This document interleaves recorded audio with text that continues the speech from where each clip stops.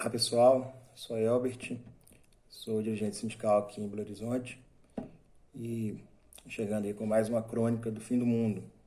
Hoje são 9 de maio de 2020, é um sábado, e a gente está acompanhando aí a nossa tragédia histórica que a gente está atravessando aí com o Brasil se colocando como próximo candidato a epicentro da pandemia do coronavírus. E com o governo federal trabalhando freneticamente para que isso aconteça, para que a gente tenha o máximo de brasileiros mortos possível em relação em decorrência da contaminação pelo coronavírus. E a gente está num voo cego, infelizmente, a subnotificação é uma constatação nesse momento no Brasil, tanto de casos de contaminados quanto de casos de mortos.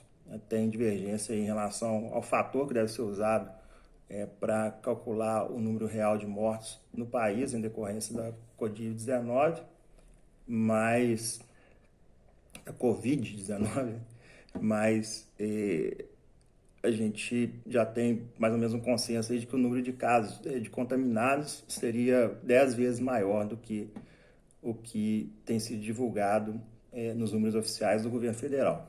É o governo federal que parou simplesmente de emitir, né, os boletins diários que o Ministério da Saúde vinha emitindo aí sob a administração do Luiz Henrique Mandetta, né, depois que o Nelson Teich assumiu, foram interrompidos esses boletins diários com uma explanação sobre a evolução da epidemia, da pandemia, né, no Brasil.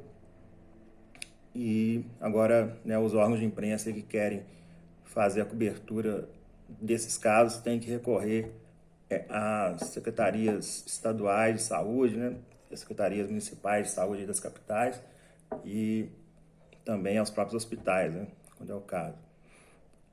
E a gente está num voo cego aí em direção ao caos, infelizmente. É o que se coloca como destino próximo aí do Brasil, é ser o epicentro da pandemia no mundo, né, com o maior número de casos, maior número de casos diários, maior número de mortos. E o nosso excelentíssimo presidente da República, nesse sábado, vai fazer um churrasco para comemorar isso. Anunciou aí ontem à noite, que vai convidar 30 pessoas, né, os mais humildes que trabalham com ele, que vão pagar aí uma cota de R$ 70 para participar desse churrasco. O Bolsonaro agora está se colocando aí como grande defensor dos fracos e oprimidos que ele quer matar, que ele quer exterminar, deixando a pandemia do coronavírus se disseminar no Brasil de forma descontrolada. Na quinta-feira, ele, acompanhado de uma claque de empresários, né, que foi lá no Palácio do Planalto para pedir que houvesse a liberação das atividades econômicas, né, que a política de isolamento social fosse afrouxada de forma oficial no Brasil. E ele resolveu atravessar a rua e ir ao STF, né, fazer uma visita surpresa ao STF. Ligou dizendo que estava indo lá, mas não falou o que ele estava indo fazer. Né? E gravou isso, transmitiu isso numa live, né? E teve a divulgação depois aí do áudio, né? Que o Toffoli estava falando com ele, explicando para ele como que a República funciona. Parece realmente que Bolsonaro precisa de ter um curso intensivo, né, sobre a nossa organização, né, a forma de Estado, como o Brasil se organiza, porque realmente ele não tem ideia do que seja, né, a República, né, a Federação Brasileira. E então a gente está tendo uma sequência de absurdos, né? Esse churrasco talvez seja o maior deles, mas a gente teve também uma entrevista da Regina Duarte na CNN, que foi talvez o ponto mais polêmico aí da semana, com ela dando um chilique, né, ao vivo, porque perguntaram coisas que não estavam combinadas, né? Quer dizer, as autoridades da República hoje só podem participar de algum tipo de programa, né, que se destina a divulgar as políticas públicas para a população se houver uma combinação anterior sobre o que vai ser perguntado. Eles não se dispõem a ter qualquer tipo de autenticidade na divulgação das informações. Aí a Regina Duarte, antes de dar esse chilique, já tinha feito elogios à ditadura, né, falado que era uma época muito boa, quando a gente cantava a música que foi o tema da Copa de 70, né, e quando foi confrontada com a questão dos mortos, né, durante a ditadura, ela disse que as pessoas morrem mesmo, é isso aí, né? Se você tem vida, você tem morte. E é esse pensamento do governo federal em relação às pessoas que estão sendo acometidas pela doença, né, que está matando aí centenas de milhares de pessoas no mundo. E em relação aos brasileiros, eles não têm a menor preocupação em tentar diminuir esse número, né, reduzir esse sofrimento coletivo aí que nós estamos passando. Então, a nossa surpresa em relação a isso é zero, né? Pode estar surpreendendo muita gente que relativizou tudo que foi dito, né, durante a carreira do Bolsonaro, né, relativizou tudo que a Regina Duarte falou durante as suas inserções políticas, né, todas equivocadas, né, dizendo que tinha medo de que o Lula fosse eleito, né, que tinha medo de que o Brasil virasse um país comunista, né, como se isso fosse uma coisa muito ruim.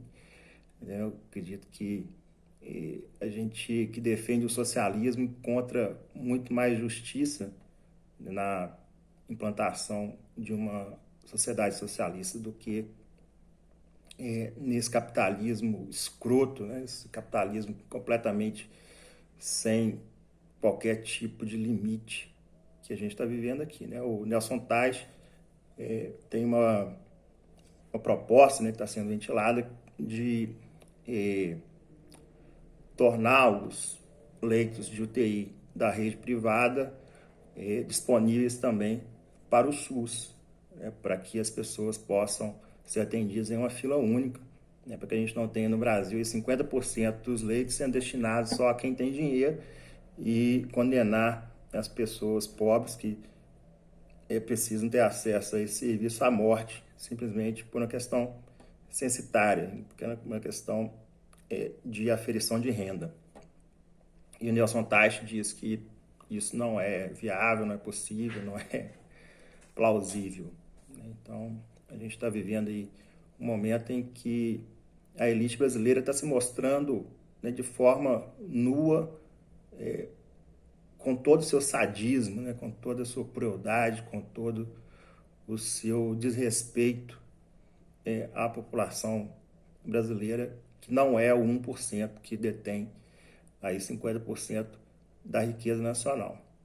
E a gente agora precisa tentar curar o nosso masoquismo, né, o masoquismo da parte da população que não faz parte desse 1%, de se achar contemplado, né, pelo pensamento dessas pessoas que são verdadeiros genocidas. São pessoas que não têm qualquer empatia com o próximo, a não ser que o próximo tenha dinheiro. Certo, pessoal? Então vamos acompanhar aí, vamos ver hoje o churrasco do Bolsonaro, o que vai dar. O Bolsonaro está se comportando como inimputável, né? O STF já pediu para entregar uma gravação de uma reunião ministerial, né, que o Moro, no seu depoimento, indicou como fonte de provas do que ele está alegando contra o Bolsonaro, mas ele está simplesmente tentando enrolar o STF, né, como ele fez agora com a decisão que tinha sido emanada aí pela Justiça Federal de que ele entregasse o resultado dos exames dele em relação à Covid, e ele simplesmente enrolou, e ontem o STJ anulou, né, suspendeu aí as decisões liminares para que ele tivesse que apresentar esses exames. Mas agora eu acho que ninguém tem dúvida de qual é o resultado desses exames, né? A gente vai ficar aí na suposição, mas eu acredito que né? Não tem outra possibilidade lógica a não ser que esses exames deram positivo e ele não quer mostrar porque isso seria utilizado contra ele para determinar, né, que ele cometeu crimes de responsabilidade, colocando em risco toda a população nas aparições dele, né, nas diatribes dele lá por Brasília, né, visitando padaria, visitando vendedor de churrasquinho, né, fazendo populismo barato que ele está fazendo à custa dos cadáveres em que ele está pisando. Então vamos aí, gente, vamos continuar acompanhando. Curta, compartilhe aí o canal para a gente poder continuar, né, chegando aí a mais gente. Valeu, obrigado, tamo junto. Fica em casa.